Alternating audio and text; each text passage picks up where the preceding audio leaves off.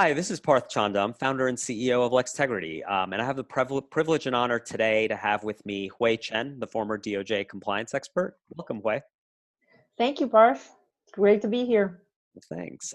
So this is part two of our three-part fireside chat series with you on how digital transformation can drive compliance program effectiveness. We're going to be focusing today on digital transformation and third-party risk management, obviously an area every compliance organization is focused on. In part one, we did a deep dive into monitoring and auditing of spend data. And in part three, we'll discuss digital transformation and enabling better business ethical decision-making. So definitely check out those sessions as well. So for those of our listeners out there who don't know your background, again, you started your career as an AUSA and a trial attorney at the DOJ, and then went on to many years as a compliance professional in-house at prominent companies, including Microsoft, Pfizer, and Standard Chartered before you became the DOJ's compliance expert. So you have a tremendous background from a variety of perspectives. And so we're really excited you're here again today. Thanks. Thank you for having me again. So digital transformation, is often confused as simply making digital and web-based something that's being done offline or in paper. So digital transformation, as you well know, is about much more than that. It means allowing people to be able to do something entirely different because it's digital. And third-party risk management, to me, is really ripe for this kind of digital disruption. You've been very vocal about the limitations of companies' current approaches to third-party risk management. So I think that might be a good place to start. So can you elaborate on some of your thoughts and your observations on how companies manage their third-party risk today? Sure. There's I would say at least three ways that I think companies are currently or many companies are limited in the way they approach third-party risks. So the first is the emphasis on due diligence. So if you look at the DOJ now guidance that I drafted, well, the predecessor of which I drafted, and all the prior document is fully incorporated into the current guidance. It talks about third-party management, not third-party due diligence. And the reason is precisely that we don't believe that it's about just due diligence and not monitoring. So I often give this analogy that it's, if you just do due diligence and then you don't do anything afterwards, it's like when you apply for credit card, they check your credit score and never monitor the way you use the credit card. So they let you go, over your limit. They let you don't pay. None of that they know because they don't monitor you after due diligence. Do you know any credit card company that does that? So that's the first. I think that's the first category of sort of limitations. Two is something I'm also very passionate about, which is the risk silos or multiple subject matter areas. Sort of, I almost describe it as attacking the employees. So you have employees who want to onboard the third party. So you have, anti-bribery and corruption due diligence.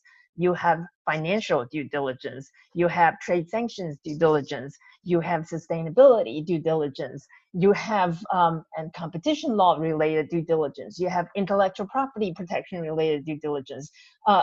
The employees basically have to do it that many times. I don't know. I just named half a dozen risk areas. They are all being driven by different risk experts in those areas, and they each come to the employees who want to onboard third parties and demand the same thing. It's like going to the DMV, that you have to go and produce the same documents over and over and over again because these subject areas experts don't talk to each other. They not only it's burdensome on the employee, it produces a very inefficient system where you can't look at the risks in a holistic way. So I worked with a client, for example, where when I was looking at their third party, they told me that something like 80% of their third parties are designated as high risk. Now, what is the meaning of that? Like, what it loses any significance. So I said, how did you get there? Well, it's exactly how I described it. So the intellectual property people would designate certain types of vendor or third parties as having high intellectual property infringement risks.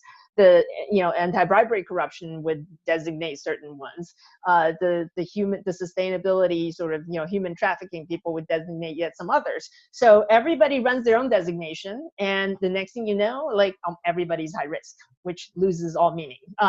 So that's sort of the second area of limitation. And I think the third one is consistent with the data theme that we've been talking about, and what we spoke about in the last chat we had, which is using the reliance on subjective determinations of what is high risk or not. It's not based on looking at anything. It's our thinking. We think, well, for this type of risk, marketing vendors must be high risk. So boom, marketing vendors are now all categorized as high risk for this particular type of risk. It's not based on anything other than, again, people's gut feelings. And that really is not a responsible way of doing something. So those are certainly the top three limitations there. I probably could go on, but probably get to stop at the three. Yeah. Well, I mean, that's probably the most succinct and powerful diagnosis of the current limitations of third-party risk management that I've ever heard. But I think it'd be great to unpack each part in maybe a little more detail, maybe starting with that first point of that overemphasis on due diligence, vis-a-vis the monitoring that happens after the diligence is done. So, that I'm completely in agreement on that. I think companies are spending way too much time and resources on front end diligence compared to monitoring. If you look at the balance of efforts, you have all sorts of enforcement actions over the years involving completely legitimate third parties, whether they're customs brokers or distributors, who would have passed due diligence with no problem, with flying colors. And the due diligence wouldn't have stopped the improper payments after, but the analytics and the monitoring of the spend might have. So really determining third-party risk, only on the basis of that due diligence, and based on due diligence is often very manual and very highly subjective on, business users who aren't fully trained on what the third party is doing. One common question, I'm sure you've seen is sort of, is this third party acting on behalf of the company? What does that mean to a layperson on behalf of, trying to explain the agency principle to an employee? So, relying so heavily on that without then actively monitoring the spend data really, to me, just creates a false sense of security around your third party risks. But then ultimately when companies think about ongoing monitoring of third parties today, what I often hear is, are you going to continue to check sanctions lists? That's part of it. That's part of the equation for sure, but it's obviously way more than that. And then it's, we've got internal audit checking on these third parties every 2 years or 3 years when they go to a market. Obviously, that's also inadequate. So yeah, I guess what ultimately is your take? I'd be curious on the internal audit piece in particular. Sort of what's your take on that? Is it enough to just rely on internal audit once the diligence is done? Or does the monitoring have to be, from your perspective, or should it be sort of more frequent than that? Well, I think internal audit. So certainly, again, when I was at the fraud section at DOJ, we spoke of monitoring and audit as two separate things. So if we ask you what is your monitoring practice, and you tell us internal audit does it, that we interpret that answer to be you don't have a monitoring practice. So relying on internal audit, to me, is certainly it's not a non-answer. It's basically saying we don't do monitoring. So monitoring. Think about, again, back to that credit card example. Does the credit card, my credit card companies, right? So I could be traveling somewhere, and I call, I don't know, gas up my rental car in Iceland, and ping my phone, my phone sort of pings me about you have a whatever, you have this transaction at this location. Is it you? Right? That's monitoring. That they're curious now. Something in the system triggered them to ask. We're not expecting this person to be at a gas station in Iceland right now. So we might want to check if this is the person. So I can choose yes or no, and once I choose it, I can proceed with the transaction. That's how credit card company does monitoring. I would like to know, though, whether credit card companies do that with their compliance department. So we're back to Yeah. that point about you're perfectly capable of doing this. I mean, think about a company like Uber. They're actually monitoring um, the cars. I mean, all the rides, the millions of rides that they have worldwide is real time. I mean, they know when you got out of the car. They know what point you start with. They know you're approaching the meeting point and they know your driver is 2 minutes away, right? That's monitoring. They have the ability to do that. Credit card companies have the ability to know about your transactions. Those sort of real time type of real time monitoring is where we're going. I mean, in compliance. Now we have arrived when it comes to their business usage, as the examples I just gave. Now the question is, why are we not using the same thing? Why can't an employee who is about to sign off on a very unusual purchase order get a ping and say, are you sure about this purchase order? Why can't they do that? Because we can certainly, if credit cards companies that are processing millions of transactions every hour can do that, what's the excuse for company not being able to do that with simple purchase orders or expenses? It's a very good question.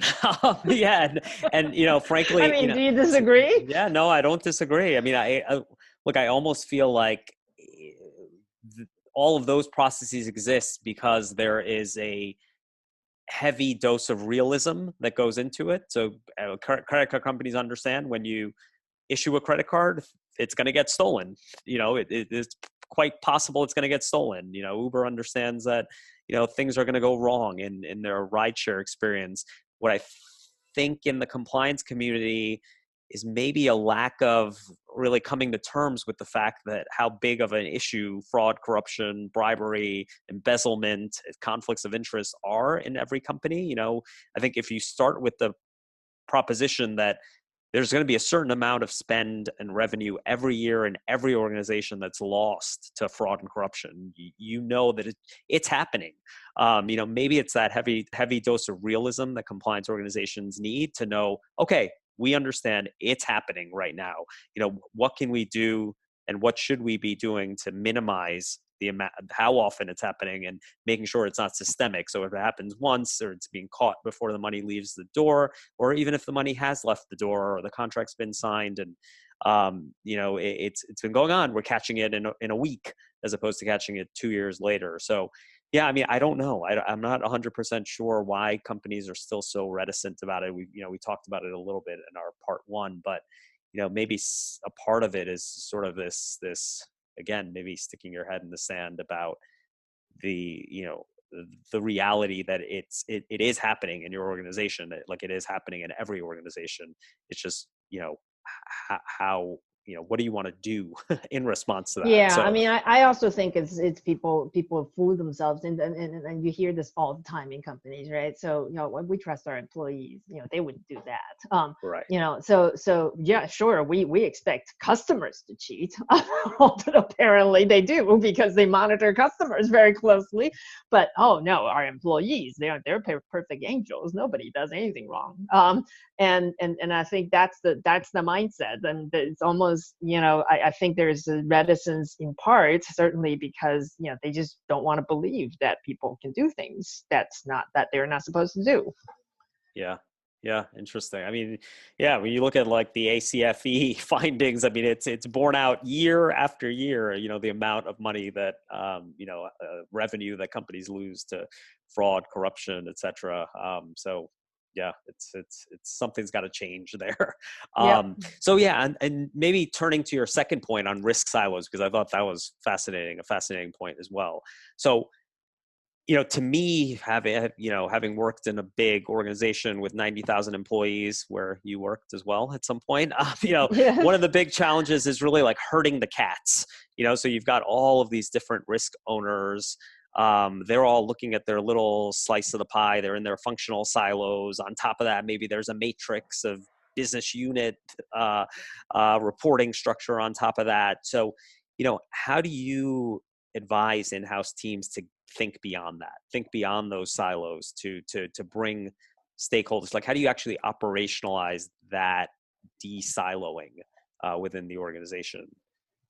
Well, I think the key to me is we have to stop thinking from the subject matter expert perspective. We have to start thinking from the employee perspective. So, so I I take that example of employees having to go through multiple due diligence on when they onboard a third party. They shouldn't have to do that. I mean, really, when you think about it, for most third party hiring, long before onboarding, there would be a business process that's led this third party to be onboarded. I mean, the business people didn't just go out and pick somebody out of a hat and say, here, onboard this, party. That's not how it works, or at least not in most responsible businesses, right? So they let's say they're trying to onboard a third party. They would have they would have identified a market need for a new distributor. And they don't just say, oh, it'd be nice to have a new distributor. Let's have one. They don't do that. Most responsible companies don't do that. There would be a market need analysis. They would then sort of scour the market to see, who would be suitable to be distributors. They would do some market research, essentially. They would shortlist people. They would invite them in for further, discussions and vetting their capacities. And after only they go through all of that, then they will have selected a party to be onboarding. So at the end of those business process, which is even prior to becoming onboarding, there's a whole lot of business information that's generated. So they already know many questions. What is the business need? What is the capacity of this distributor candidate? What is their financial situation? All of those would have been vetted before they come to onboarding. So instead of asking them for all that information 5 times from 5 different subject matter experts, can we just take the information that they already produced? And okay, so all the subject matters experts should just be able to grab the business information that comes out of that business process and say, okay, do we already have, from our perspective, what we need for this? And then if they don't, for example, if this is a third party that's particularly high for, high risk for data management, data privacy issues. So then the data privacy person would then say, okay, I need these additional questions answered because they are high risk based on our review of the business information. Based on that review, we've determined them to be high risk, and there remain some questions that we still need to chase down. And then you do that additional due diligence. And all this though requires a lot more thought process and effort, really, in some ways, for the subject matter experts. So we, the subject matter experts, can't sit here there like kings and queens and say, just submit your, or worse yet, like DMV, say, just give me the information again and again, according to my format, according to my convenience. Because there's also an additional risk to that, because if you're dealing with a bad employee who does want to cheat you, using that, you've just given that opportunity to them to then fabricate a whole new set of information that's inconsistent with the business information that they have relied on, and they just give you a fake set of information. Then you can go run your due diligence, right? So not only you're inconveniencing the good people, and you're making it easy for the bad people. So that's the worst thing you can do. I mean, you cannot do worse than those two things as compliance function is you penalize the good employees and you make it easier for the bad employees. And so to me, it's really about making things easier for the good employees and making things harder for the people who intend to do bad things. And that requires you to think from their perspective. So when somebody is going through that business process, you just take the work that they have done. You also they don't need to understand what agency, what acting on behalf means. They don't need to know why you need to know that question is for anti-corruption purposes or for competition law purposes. You can take the business information or take the additional answers to the additional questions you have. You, the subject matter experts, work amongst yourself behind the scene to figure out who needs what information.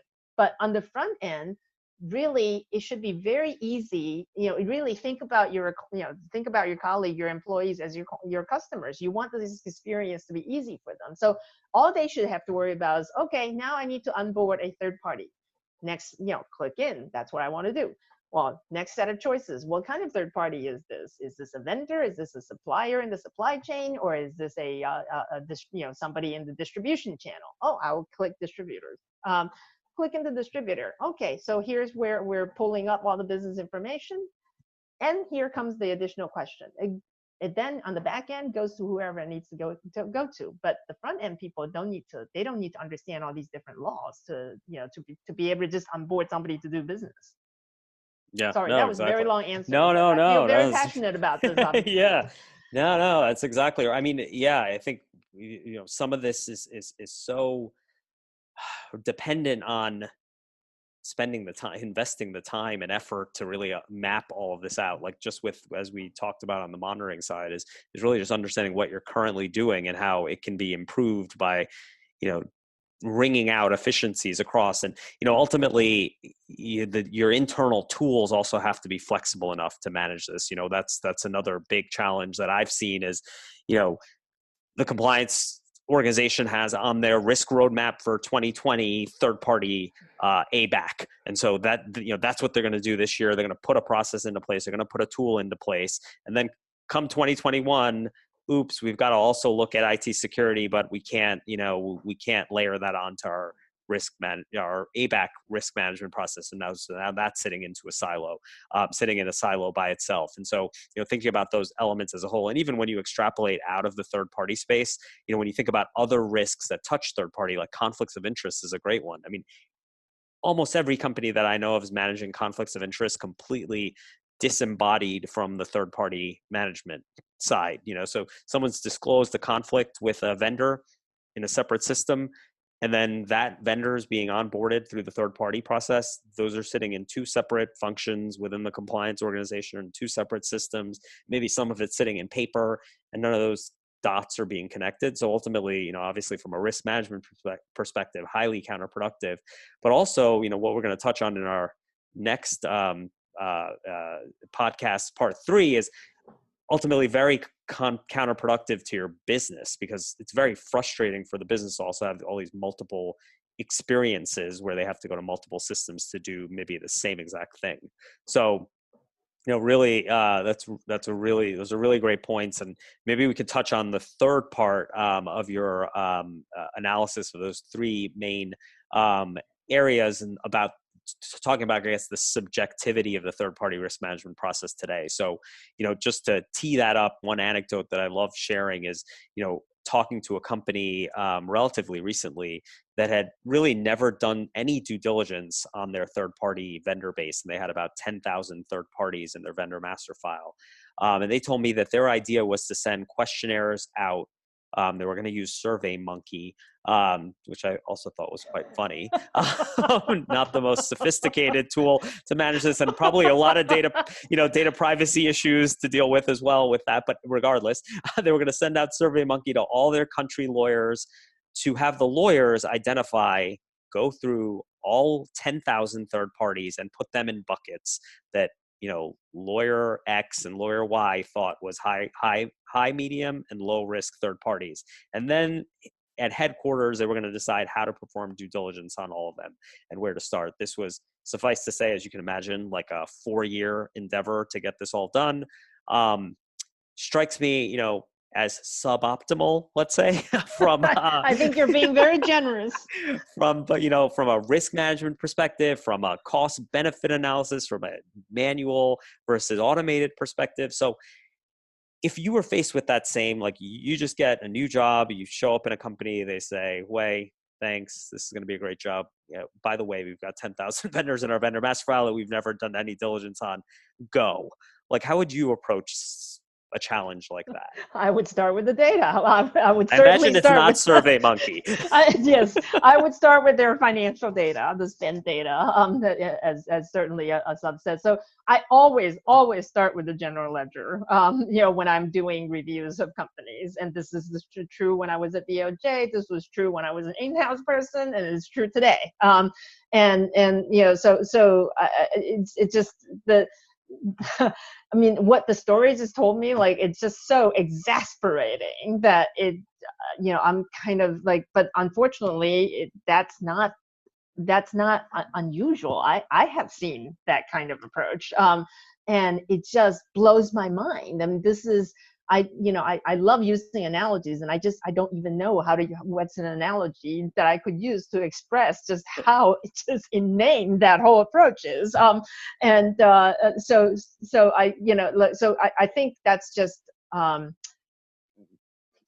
just suboptimal is a very generous way of putting it. So let me give you an example, which was certainly something that was, that was something I come back to quite a lot when I'm talking to companies about this issue. So there was a 2016 New York Times article about Olympus in China.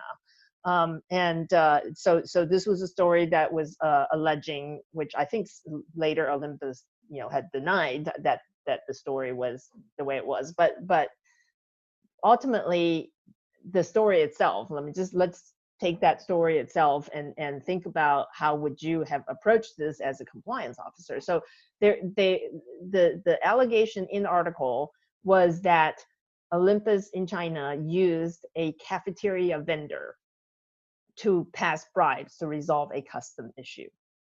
Now, in nobody's ABAC due diligence would a cafeteria vendor be categorized as high risk.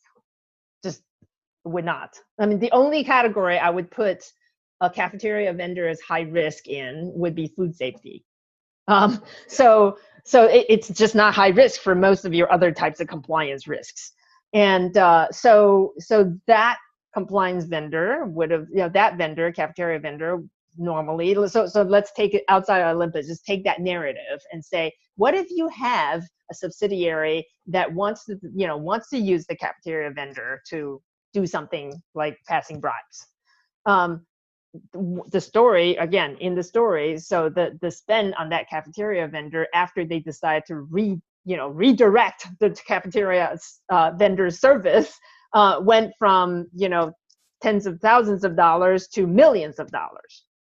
So I remember reading this and thinking, how would I catch this? Because you in your typical system, even if you say, okay, so you onboard and you sort of, this is a cafeteria vendor, and you just wouldn't pay that much attention to it because it doesn't get on your radar screen as a high risk. The only way I thought that you could have caught that is if you monitor the spend. And why did this cafeteria vendor go from tens of thousands of dollars to millions of dollars over the last year? What caused that change? There had to be something in the system that goes ding, ding, ding when something like that level of spike goes up. That was, reading that again. I'm not sort of casting opinions on whether that's true or not. I'm just taking that narrative as a way of thinking through how would you catch something like that. Now, what if you had the situation? What if you discover when you're looking at vendor spend that there's a cafeteria vendor that you're paying $3 million a year to, and then you find out, this is when I talk about contextualizing the data and comparing with other, that your employee population in that place is 200 employees who in no way should be generating a $3 million a year cafeteria budget. What if there is no cafeteria on site? Right. And yet you're paying $3 million to somebody who's characterized as a cafeteria vendor. So the only way to catch something like that would be to monitor the spend and having that system that tells you something is out of whack. So I remember, reading that article back in 2016 when I was still at DOJ, and just thinking through that narrative was very, very instructive to me. Yeah, and I think it calls to mind for me, for just reading the Airbus pleadings a couple of days ago, just one of the allegations, and I think they admitted to this, sort of a $50 million sponsorship to a football club that was connected to a government official in some capacity. Again, a 50 million sponsorship. I mean, maybe that's, happens at an Airbus, but it probably doesn't happen every day. And is that getting flagged? Is it getting closer review? Just looking at that data. Again, there's many other things in that case and other cases that, were very illustrative of what you just mentioned. But yeah, the cafeteria vendor is a perfect example of that. sort of, and then again, this over reliance on that front end, high, medium, low would mean that, even when the audit team shows up on that market, they're not going to pick any invoices potentially from that. They may not pick any invoices from that cafeteria vendor because they're not in their list of high risk vendors for that market. So yeah, no, I mean, it does, as you, Hui, have done throughout your career, sort of like flipping the script on how companies have done things and think about things for the last 15 years. It's really kind of the type of thinking that, we really appreciate you bringing to the market. Especially as compliance teams are being asked to do more with less, when you even take that into account, how much more, again, effective and efficient and also accurate can your compliance program be when you're taking that approach? So Absolutely. thanks so much, Hui, for your time today. I think that's probably a good point to end this discussion on third-party risk management. As again, for our listeners, please tune in to episodes 1 and also 3, where we're going to be where we talked about data analytics on spend data, and also we'll be talking about using digital transformation to enable more ethical decision making by your own business. So again, thank you so much, Hui, and we'll talk soon. Thank you.